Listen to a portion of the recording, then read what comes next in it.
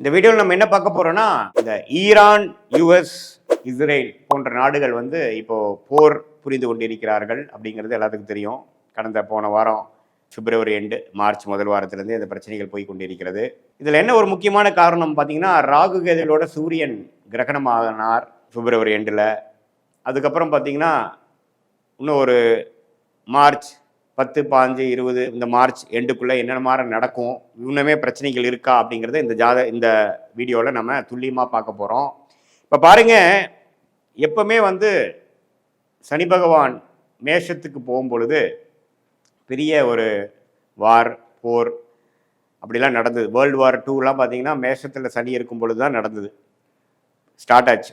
So அது மாதிரி ஒரு அமைப்பு. சனி எப்போ மேஷத்துக்கு போகிறாருன்னா 2027, 28 போகிறார். ஸோ அதுக்கு முன்னாடியே பாருங்க, இது மாதிரியான ஒரு தேவையற்ற இந்த யூஎஸோட இன்டர்வென்ஷன்,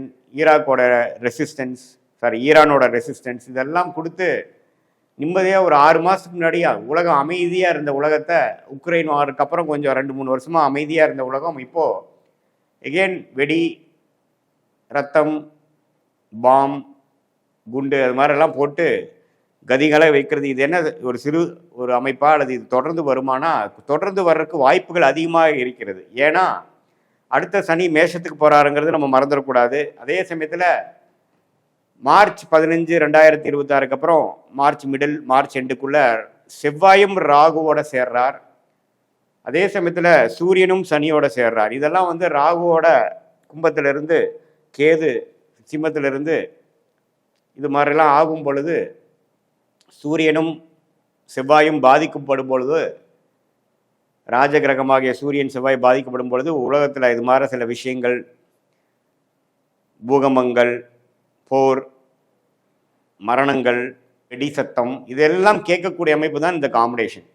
ஸோ இது வந்து ஒரு 10 நாள் ஒரு வாரத்தில் முடிஞ்சிருமான்னு பார்த்தா இல்லை, கொஞ்சம் வளரக்கூடிய அமைப்புகள் இருக்குங்கிற மாதிரி தான் காட்டுது. ஆனால் இதில் ஒரே ஒரு நிம்மதியான ஒரு அமைப்பு என்னன்னா, குருவின் பார்வை இருந்து எல்லை மீறி போகாமல் ஒரு பெரிய லெவலில் ஒரு உலகப்போர், 3ஆம் உலகம் போர் அளவுக்கு போகக்கூடிய அமைப்புகள் இல்லை.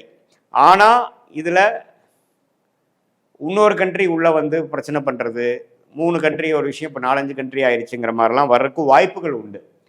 மார்ச் மாதம் முழுவதுமே அந்த பிரச்சனை இருக்குது. ஏன்னா சூரியன் சனியோட சேரப்போகிறார் எப்போனா மார்ச் எண்டுக்குள்ளே. அதே மாதிரி ராகுவோட செவ்வாய் மார்ச் மிடில்லையே சேர போகிறார் 2026. ஸோ இந்த மார்ச் மாதம் மிகவும் முக்கியமான ஒரு இக்கட்டான மாதமாக உலகத்துக்கு இருக்க போகிறது. ஏன்னா ராகு கேதுகளோட செவ்வாய், சூரியன், இப்போ சூரியன் வந்து ராகுவோட சேர்ந்து தான் வார் பிரேக் ஆச்சு. இப்போ பிப்ரவரி 27, 28 பார்த்தீங்கன்னா சூரியன் ராகு சேர்க்கை, கிரகணம். அதுதான் கிரகணம். அந்த சூரியனே வந்து சிம்மாதிபதியாக இருந்து உலகத்துக்கே வந்து ராஜாவாக இருக்கக்கூடிய அந்த யுஎஸ் இது மாதிரி விஷயத்தில் இறங்கி ஸ்டார்ட் பண்ணிட்டாங்க.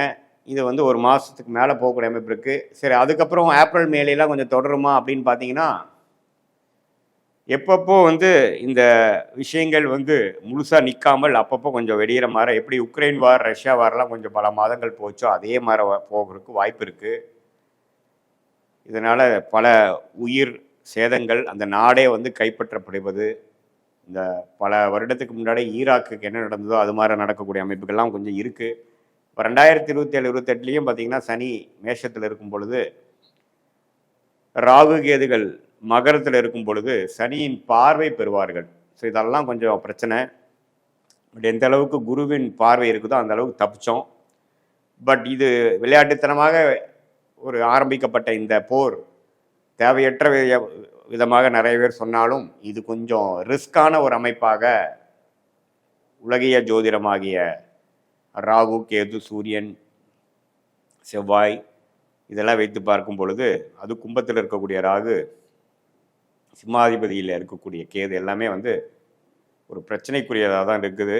அதனால் முதலீட்டாளர்களாக இருந்தாலும் சரி, எல்லாரும் கொஞ்சம் பொறுமையாக இருந்து இந்த மார்ச் 15க்கு அப்புறம் எப்படி போகுதுங்கிறது பார்த்து தான் நீங்கள் முடிவெடுக்கணுமே ஒழிய, இது சீக்கிரமாக முடிகிற அமைப்புகளாக இல்லை அப்படிங்கிறத நீங்கள் தெரிஞ்சுக்கணும்.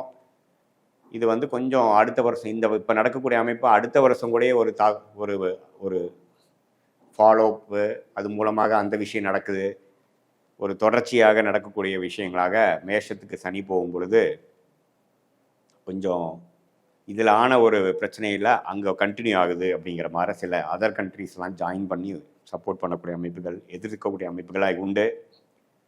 ஸோ கொஞ்சம் பார்த்து தான் இது நம்ம இதில் இருந்து வெளியில் வரணும்.